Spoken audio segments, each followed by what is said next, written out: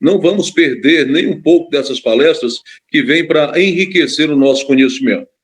A gente saiu, então vai lá para o segundo link e Henrique nos adiciona novamente, ou então a gente entra já no automático, tá bom? Nesse momento vamos fazer mais uma oração, em seguida a palavra já estará com o nosso preletor, o pastor Marcos Aurélio. Senhor, nós te louvamos, ó Pai, por mais um dia que acrescentas à nossa vida. Nós te louvamos, Senhor, por esses homens que poderiam estar em qualquer um outro lugar, mas eu vejo estar nesse momento enfrentando esse certo grau de dificuldade, mas com desejo de absorverem conhecimento, para te servirem de uma forma muito melhor, sabendo exatamente aquilo que o Senhor requer de nós. Que o Senhor possa agora usar o preletor da noite, que ele seja um instrumento usado por ti e através de ti nos torne mais conhecedores. Nós te louvamos e te agradecemos. Assim, ao mesmo tempo em que a gente solicita e pede a ti, Senhor, as suas bênçãos durante toda esta programação. Te agradecemos por tudo, em nome de Jesus. Amém. Nesse momento agora com o pastor Marcos Aurélio, logo após a gente retorna para os agradecimentos.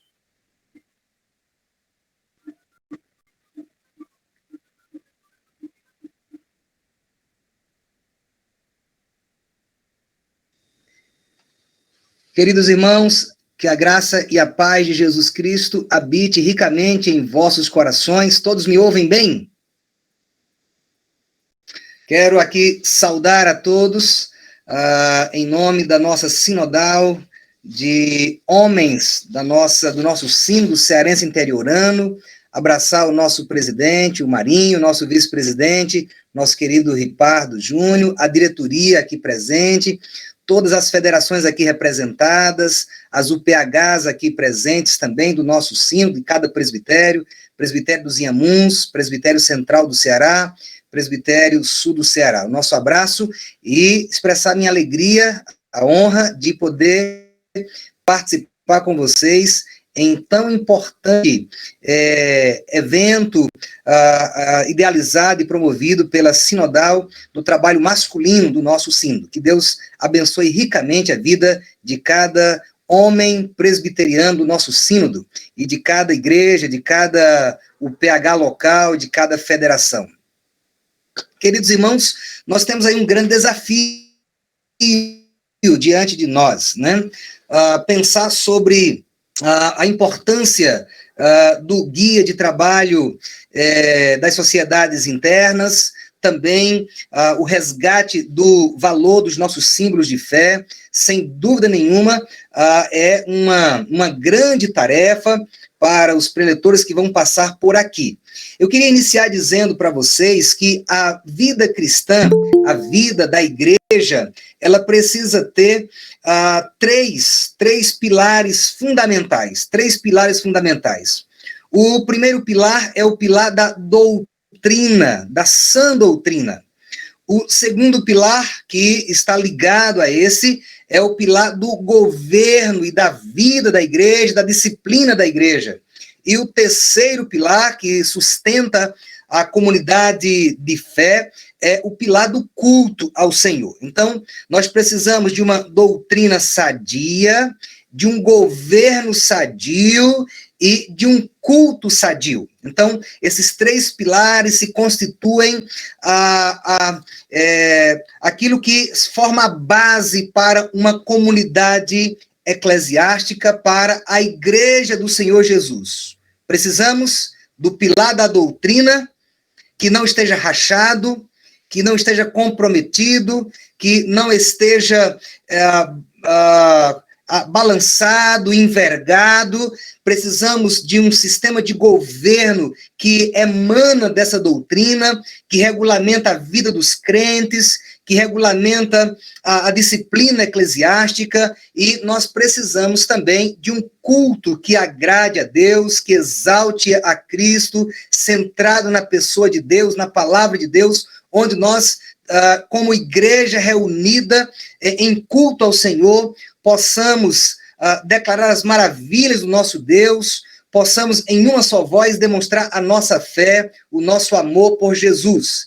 Então, o foco desses encontros que acontecerão ao longo do semestre vai estar tratando da parte da doutrina e da parte do governo, da parte da doutrina e da parte do governo, um recorte no governo, aquela parte aplicada às sociedades internas,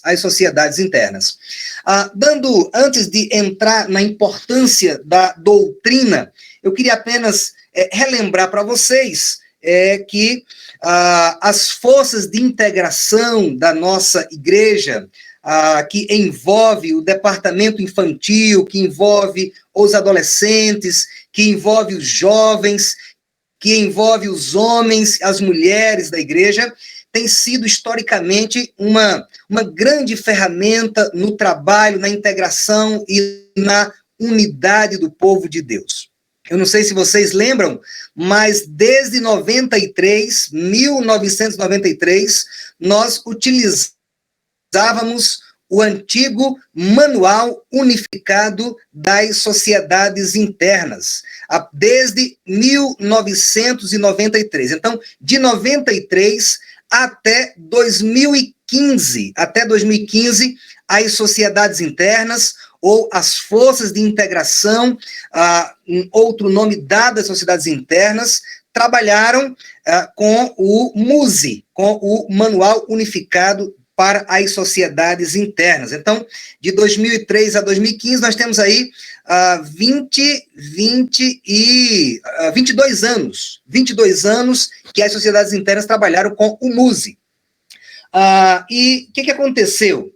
A partir de algumas demandas, de algumas reivindicações por parte das confederações nacionais, de federações, começaram a chegar ao Supremo Concílio demandas que buscavam unificar aquele trabalho de uma maneira mais concisa, mais coerente, com algumas alterações, com algumas modificações. E aí, em 2010, uma comissão especial foi nomeada pelo Supremo Concílio da nossa igreja para trabalhar a revitalização das sociedades internas. Essa comissão ela foi nomeada em 2010. E ao longo de 4 anos, 2010 até 2014, essa comissão, então, trabalhou perto das sinodais, trabalhou perto das federações, das igrejas locais, e assim produziram um anteprojeto e depois foi apresentado em 2015 na Comissão Executiva do Supremo Concílio da nossa igreja. E a Comissão Executiva aprovou no dia 26 de março de 2015, o novo Guia das Sociedades Internas, que passou a vigorar a partir de 26 de março de 2015. Então, as sociedades internas, a partir de 26 de março de 2015, vão, então, agora ser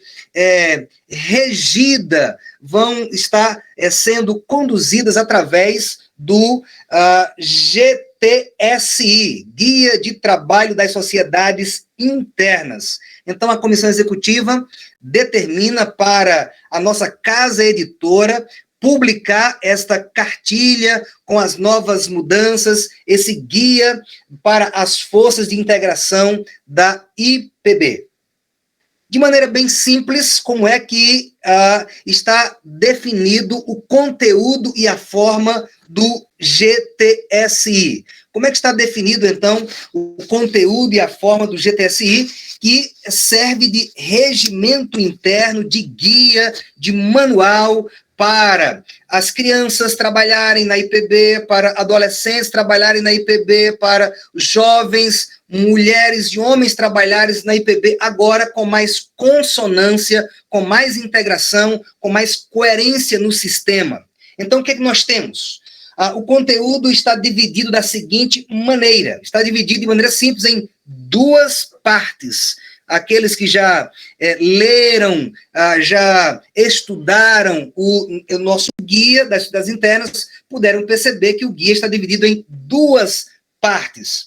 A primeira parte é chamada de parte básica ou parte comum. É a parte comum, que é um conteúdo que se aplica a todas as sociedades. A parte comum é o conteúdo que está composto por 39 artigos aplicadas a todas as sociedades internas, né? E aí, a parte 2, a segunda parte, né? Ela vai se aplicar a cada sociedade individualmente. Então, um quadro simples, comparativo, nós teremos o seguinte: na primeira parte, a parte comum, nós temos 39 artigos, né? Esses 39 artigos vão estar tratando do funcionamento de toda a sociedade de maneira básica e comum, aplicada a todas. Por exemplo, você vai, então, ver que SAF, o MP, UPA, o CP, o PH estão trabalhadas ali de maneira integrada. O que acontecia de maneira separada no MUSE, agora está tudo integrado em 39 artigos na parte 1. Na parte 2, nós então temos as distinções para cada uma das forças de integrações. Por exemplo, a SAF com 121 artigos na sua estrutura única, o MP com 100 artigos na sua estrutura única, a UPA com 125 artigos em sua estrutura única, a UCP com 54 artigos na sua estrutura única, e nós temos a UPH com o maior número de artigos, com 192 artigos, numa estrutura dividida em 3 blocos. Então, a parte específica que vai tratar sobre o trabalho da UPH, a administração, funcionamento, desde a UPH local, federação, sinodal, confederação nacional, trabalho do secretário, dos secretários presbiteriais, sinodais e nacionais, vão estar nesses 192 artigos. O bloco 1 são 139 artigos referentes à organização, administração, funcionamento da sociedade interna, por exemplo, no caso da UPH, 139 artigos. No bloco 2, nós temos mais 19 artigos se referindo ao funcionamento interno dos congressos, tanto congressos de federações, congressos de sinodais, quanto congressos nacionais, né? O de federação anual, o de sinodal bienal e o nacional quadrienal. E, por fim, nós temos o terceiro bloco do GTSI, com 34 artigos, vai apresentar, então, as regras parlamentares, né?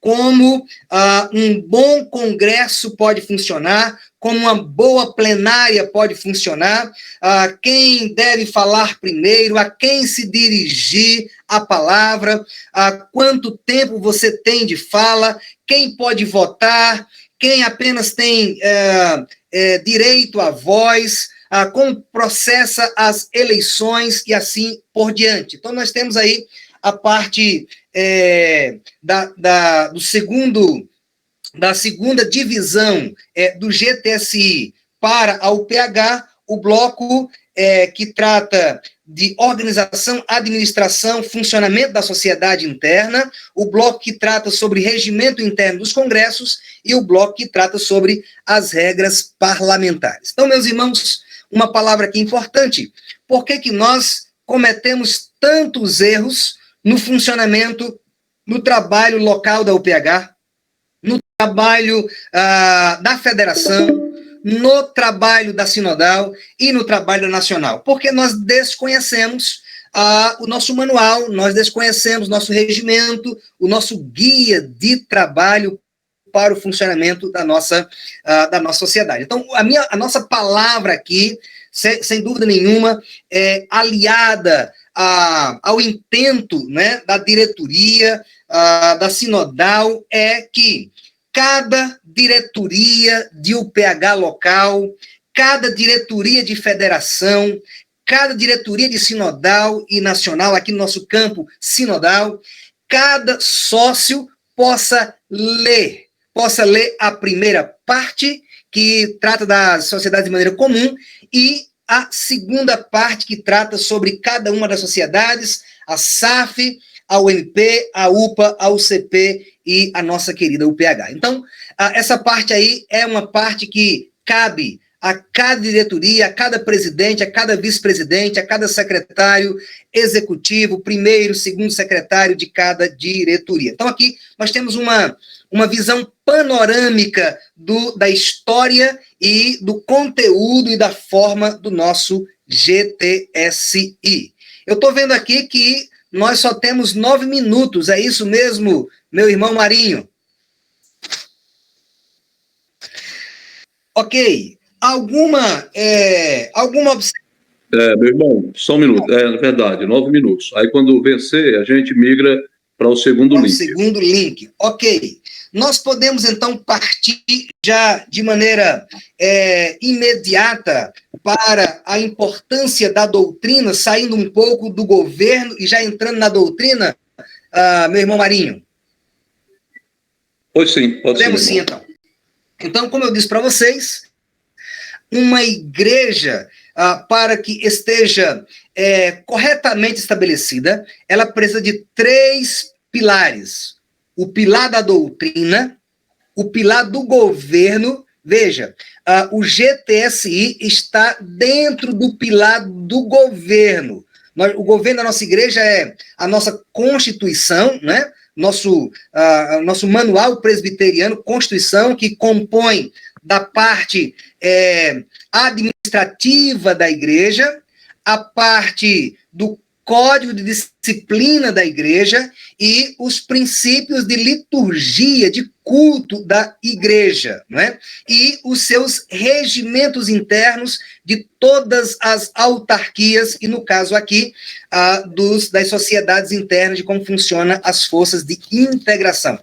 O desafio que fica é que nós conheçamos bem a nossa Constituição, os nossos princípios de liturgia, o que é que pode acontecer em um culto a Deus, o que é que não pode acontecer em um culto ao nosso Deus, em um culto solene, quais são os elementos que devem conter em um culto, qual é a diferença entre elementos essenciais de culto e circunstâncias de culto. Isso tudo nós vamos estar aprendendo no nossos princípios de liturgia e também no nosso manual de governo da nossa igreja e nas nossas resoluções que tratam sobre esta matéria do Supremo Concílio da nossa igreja.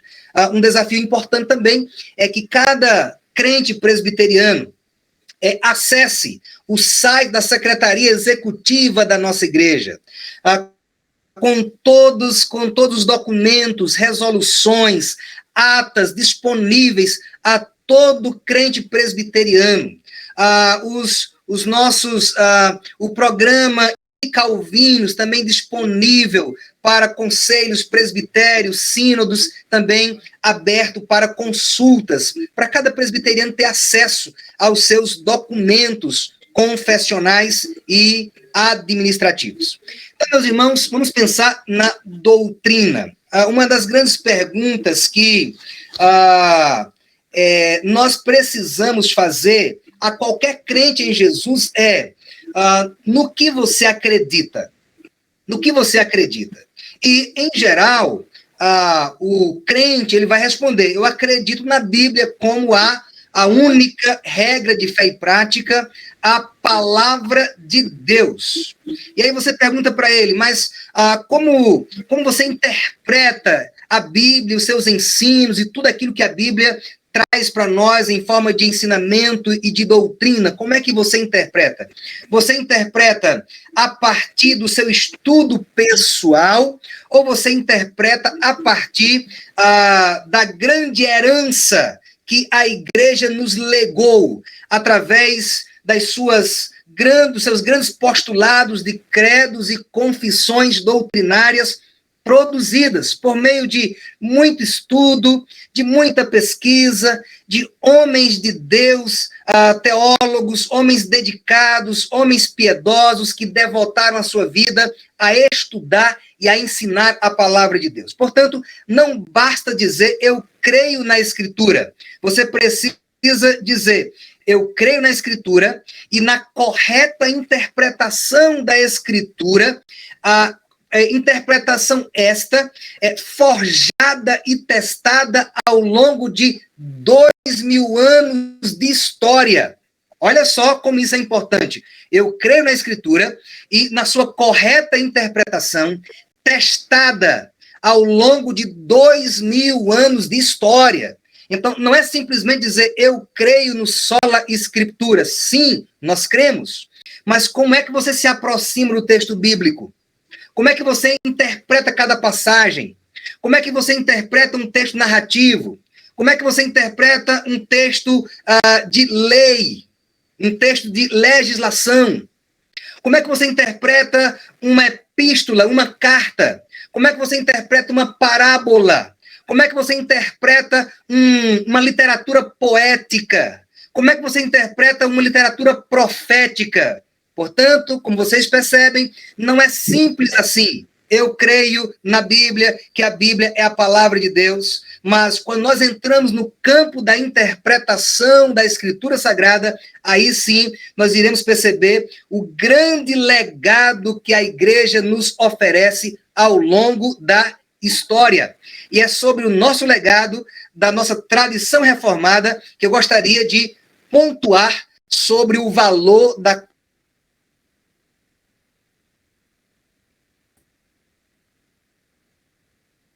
confissão. Nós temos, meu irmão Marinho, 3 minutos. Então, vamos iniciar aqui a convocação da Assembleia de Westminster. Meus irmãos, ao longo daquele período, né, que vai de 1517, com a eclosão da reforma protestante com Martinho Lutero, passa-se, então, vários séculos, e durante esses séculos, reformadores ali do período da reforma, reformadores escoceses, reformadores suíços, reformadores ingleses, franceses, alemães, eles vão então estudando a palavra de Deus, se debruçando na palavra de Deus e produzindo documentos doutrinários. A nossa confissão de fé, que nós vamos ver aqui um panorama geral, é entre centenas de confissões, centenas de documentos reformados que a igreja, ao longo da história, foi produzindo. E eu diria para vocês que entre essas grandes confissões, todas muito bem elaboradas na tradição reformada, eu diria que a Confissão de Fé de Westminster é o pináculo da junção de todas essas grandes confissões, formando como que uma produção, juntando as tradições anteriores e produzindo o suprassumo da teologia reformada na Confissão de Fé de Westminster. Então, você pensa aí de Lutero até a Assembleia de Westminster, aí você tem séculos de história, séculos de produção, séculos de revisitação da história da pais apostólicos, toda a reflexão teológica agora produzida ou sintetizada em um documento doutrinário chamado Confissão de Fé de Westminster. E esta confissão, esse documento doutrinal, ele é fruto de uma convocação do parlamento inglês, ocorrido em 1643, Assembleia de Westminster, o concílio composto por 121 teólogos, 121 estudiosos, homens da Bíblia, homens da palavra, homens de oração,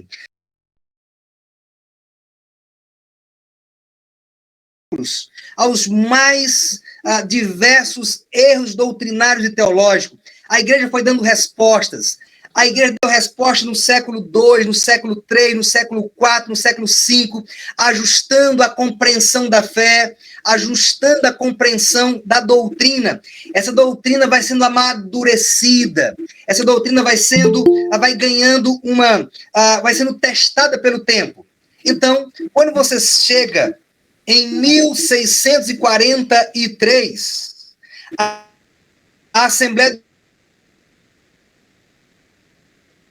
de Westminster, parlamento inglês, composta por 121 teólogos, homens da palavra e da oração. Eu tinha esse dado, mas depois eu posso passar para vocês. Houveram, durante esse período de 1643 a 1649, centenas de reuniões de oração, de jejum, de conversas, de debates na palavra de Deus para produzir esse documento. Então, lembra só, quando você está estudando a Bíblia, e aí é algo importante, a Reforma Protestante colocou a Bíblia na mão do povo para o livre exame. Atenção, para o livre exame das Escrituras, mas não para a livre interpretação. Você tem a Bíblia na sua mão para livre exame. E é verdade que a palavra de Deus, ela é clara por natureza, mas existe um capaz de encontrar o significado. Você precisa comparar a sua interpretação com 2000 anos de história. Você precisa comparar a sua interpretação com aquilo que a igreja pensou e refletiu acerca da palavra. Então, quando nós chegamos nessa altura de 1643, você tem uma igreja com 1643 anos de história.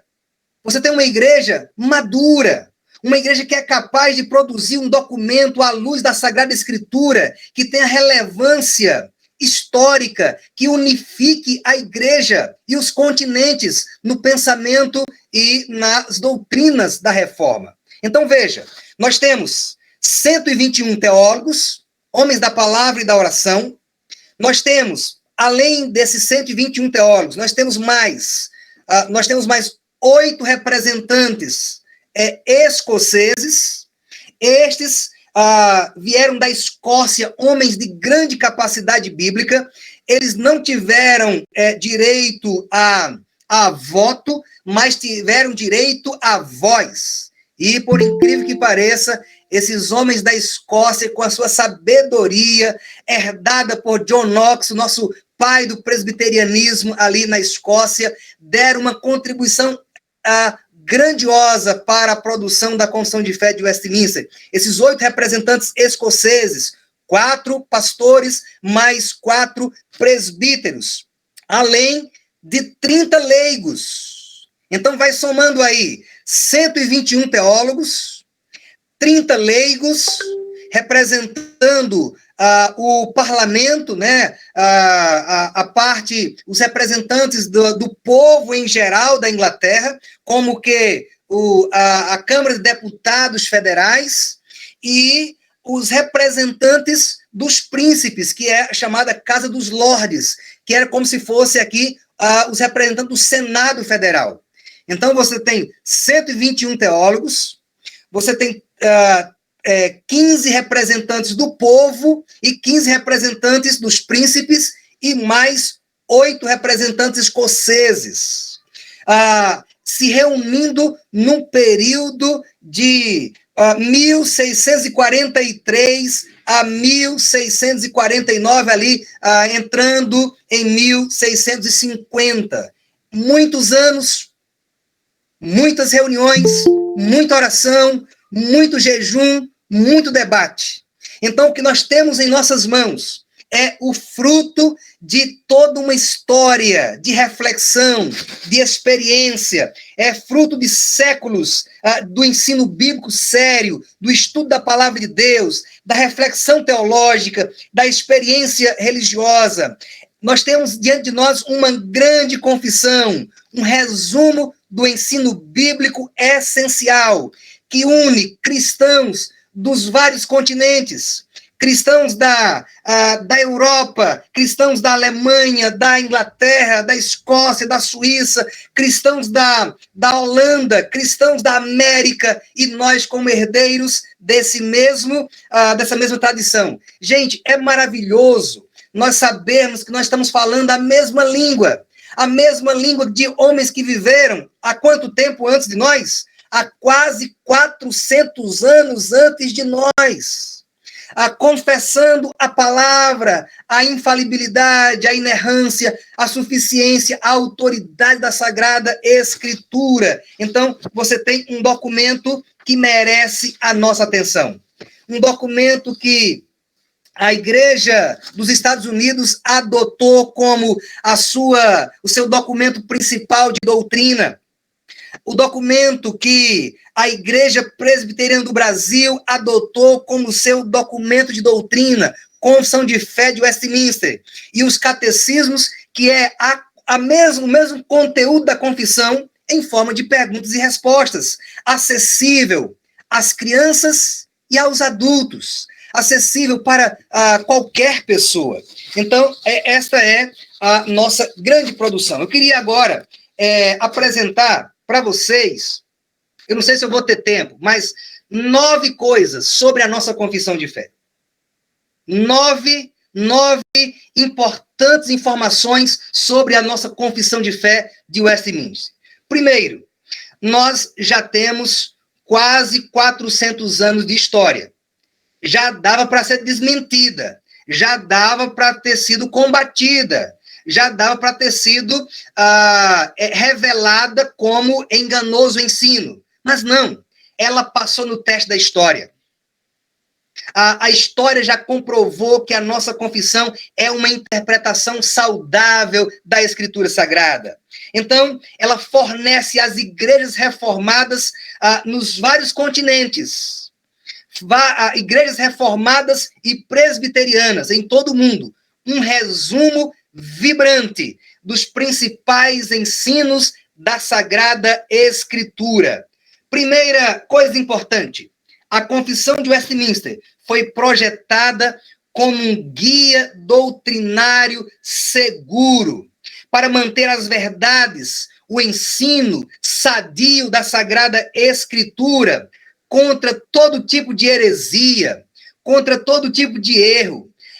Com esse documento, nós definimos um trilho, um marco.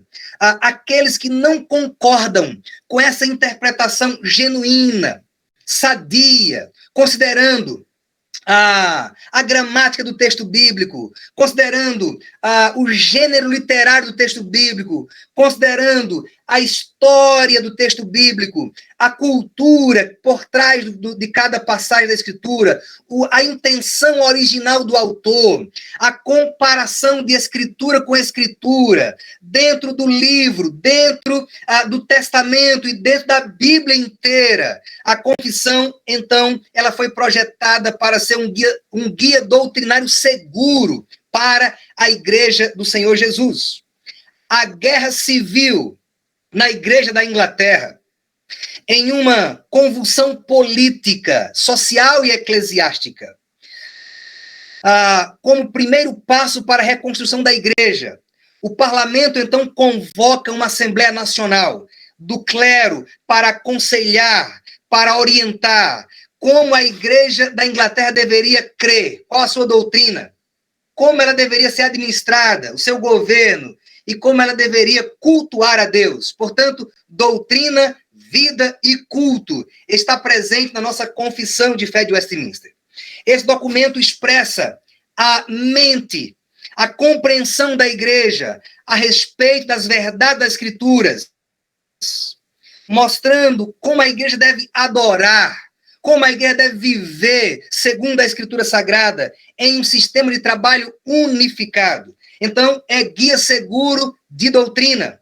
2, desde o início, a confissão permaneceu subordinada à palavra de Deus. Aqui é uma coisa importante, porque você pode até pensar, qual é o lugar da Escritura e da confissão? Será que é assim?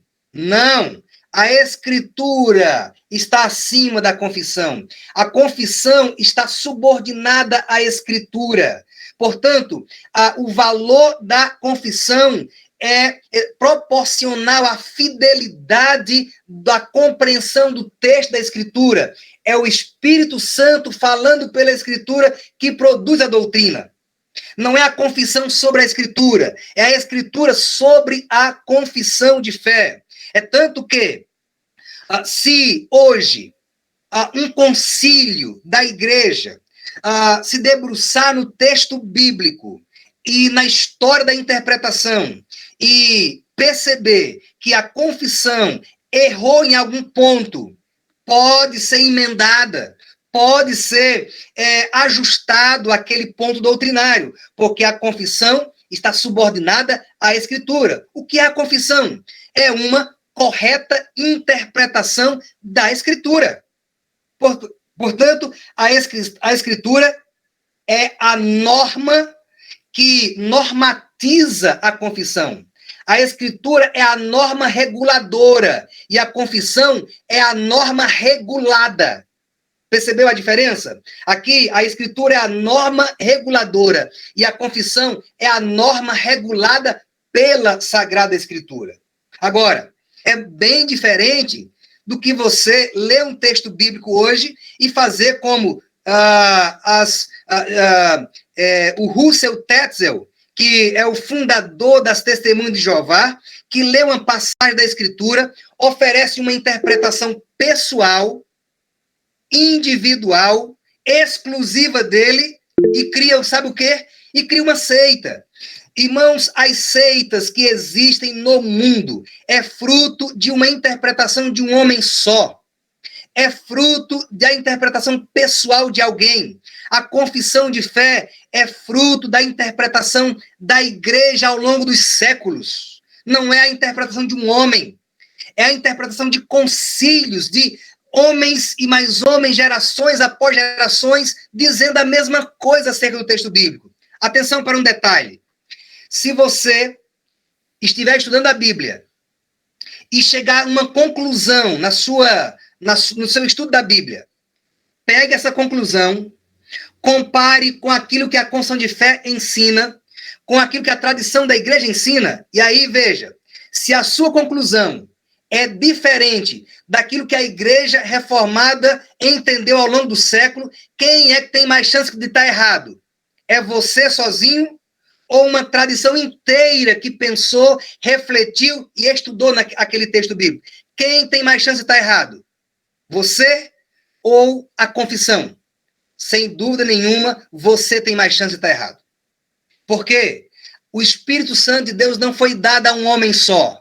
O Espírito Santo foi dado à igreja ao longo da história. Então, lembre-se, a confissão está subordinada à Sagrada Escritura.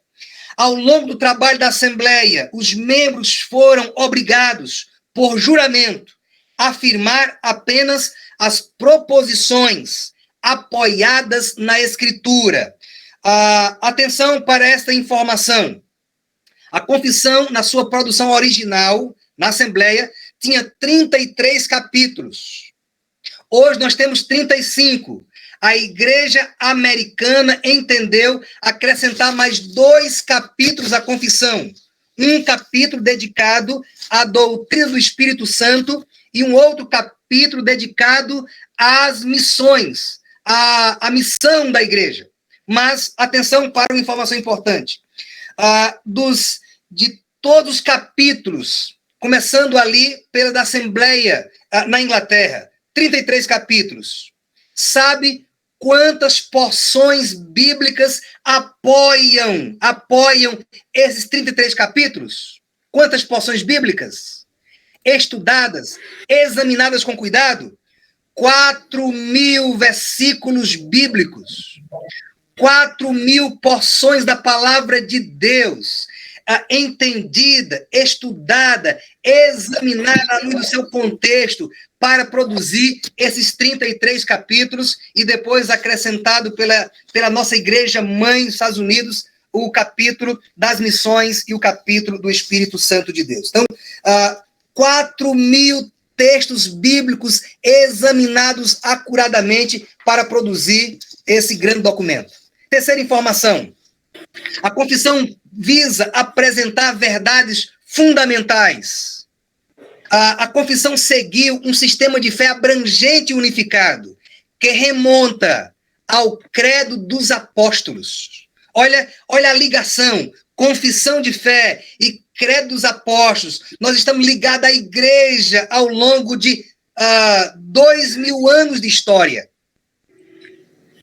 Entre as principais confissões protestantes reformadas, a de Augsburg, na Alemanha, Bélgica, França, a segunda confissão helvética, não apenas as verdades principais eram mantidas em comum, mas as doutrinas foram classificadas no mesmo amplo sistema de fé em Deus. Olha que classificação bonita.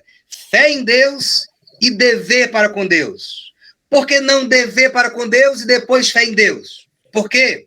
Se não houver a fé genuína no Deus verdadeiro, as obras, o dever, a obediência, vira legalismo.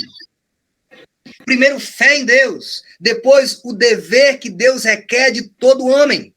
Seguindo os credos anteriores, a Assembleia de Westminster preservou cuidadosamente esta divisão.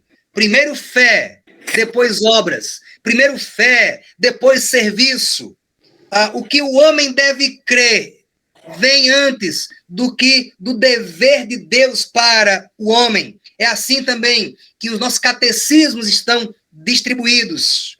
Quarta coisa importante, em seus capítulos iniciais, a confissão representa o coração da correta doutrina reformada e do cristianismo histórico. Nós temos aqui as doutrinas que emergem das 3 partes. Capítulo 1 ao capítulo 6 da Confissão de Fé. Trata sobre o quê?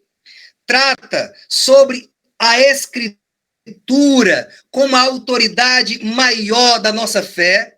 Trata do decreto de Deus. Trata da criação. Trata da providência.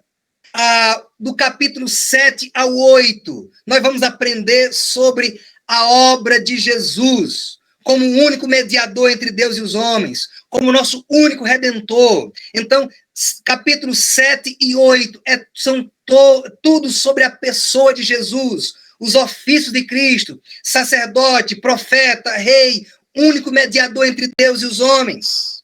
Capítulo 9 ao 19, a obra do Espírito Santo e a aplicação dessa obra no coração do pecador. Percebe aí o reflexo do credo apostólico? Como é que o credo apostólico está dividido? Deus Pai, Deus Filho, Deus Espírito Santo, não é assim? Assim também está disposta a confissão. Deus e as suas obras, capítulo 1 ao 6. A obra de Jesus, a segunda pessoa da Trindade, capítulo 7 ao 8. A obra do Espírito Santo e a aplicação da salvação em nosso coração, capítulo 9 ao 19. A quinta coisa que temos que afirmar sobre a confissão de fé, a parte restante, dos capítulos 20 ao 33, descreve a responsabilidade do crente de servir a Deus. Olha que coisa linda. A metade é sobre Deus. A metade é sobre Deus e sua obra. Deus Pai, Deus Filho e Deus Espírito Santo. A outra metade trata do serviço do crente, sua responsabilidade diante do próximo, diante do Estado, diante da igreja. Então, a primeira metade é a fé correta. A segunda metade é a obediência correta.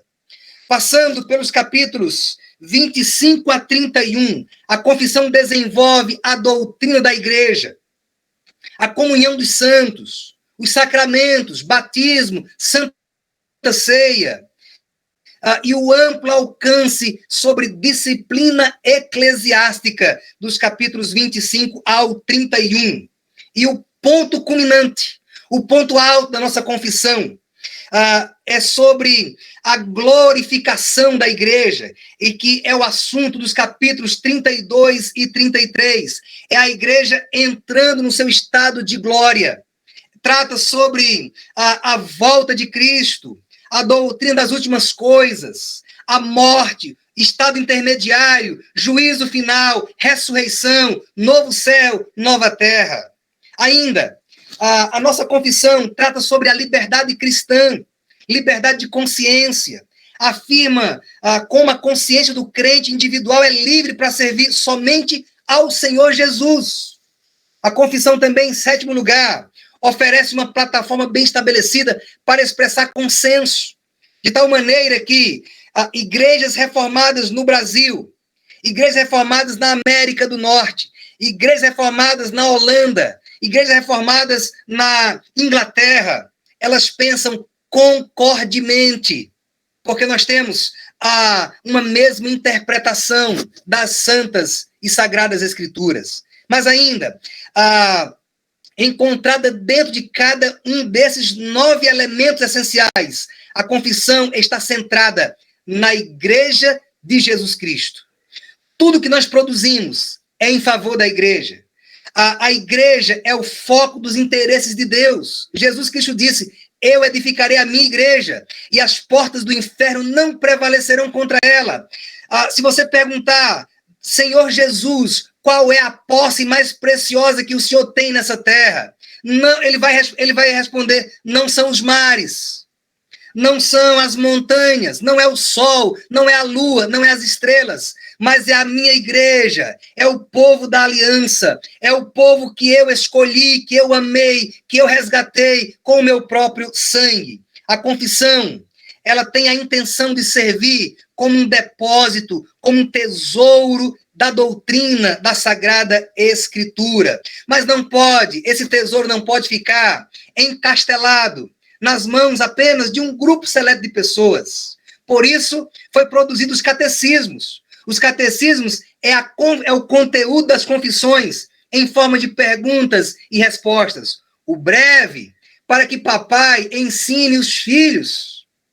O maior, para que sirva para o ensino dos adultos, já com uma compreensão um pouco mais elaborada. Portanto, os nossos pais pensaram na família como um todo, pensaram nos pais, pensaram nos filhos, pensaram nas próximas gerações, para que as próximas gerações cante os louvores do nosso bendito Senhor e Salvador Jesus Cristo. Meus irmãos, eu encerro essa palavra lembrando para vocês daquela antiga história de um homem que era um fazendeiro, e ele estava desgostoso do seu sítio, da sua fazenda, da sua casa de veraneio. E ele, então, encontrou um amigo dele, poeta, e disse assim: meu amigo, faça um anúncio, porque eu quero vender o meu sítio. Eu não tenho mais interesse, mais gosto de ir para o meu sítio. Faça um anúncio para que eu venda o meu sítio. E o poeta, amigo dele, fez um anúncio falando sobre a beleza daquele sítio. Ele conhecia o sítio. Ele disse: está à venda um sítio bem localizado, e disse a região geográfica, falou do clima, falou do rio que cortava aquele sítio, falou dos pássaros, falou das árvores, falou da beleza natural daquele sítio, e entregou o anúncio para o proprietário. E depois de 2 meses, eles se encontraram outra vez. E o poeta amigo disse assim: meu amigo, eu queria saber se você conseguiu vender o seu sítio. E ele respondeu: meu amigo, eu desisti de vender o meu sítio. Depois que eu li aquele anúncio que você fez, que eu descobri o tesouro que eu tinha, que eu descobri a riqueza que eu tinha, eu percebi que eu não estava valorizando aquela propriedade, aquele sítio é maravilhoso, eu não vou vender mais. Eu precisava que alguém olhasse com os olhos de fora para a beleza, para a riqueza que eu tenho. Meus irmãos, Nós não podemos deixar que outros valorizem a nossa confissão de fé. Nós temos um tesouro que precisa ser valorizado por cada pastor, cada presbítero, cada diácono, cada membro da UPH, cada homem, cada jovem, cada crente presbiteriano. A Deus seja toda honra e toda glória, em nome de Jesus. Amém. Amém. Nossa gratidão a Deus pela vida do pastor Marcos Aurélio. Mais uma vez, agradecer, meu amado, pela forma com que o Senhor recebeu o nosso convite e assim acatou. O Senhor é bênção na vida da nossa igreja. É uma realidade que nós temos hoje em mãos um documento muito importante, que é os símbolos de fé de Westminster. Como o pastor disse em um certo momento, a Bíblia ela é muito clara, mas às vezes nós temos instrumento que torna isso muito mais claro ainda. E esses símbolos de fé de Westminster, ele é muito direto ao ponto. É uma forma da gente ampliar o nosso conhecimento com uma facilidade muito grande.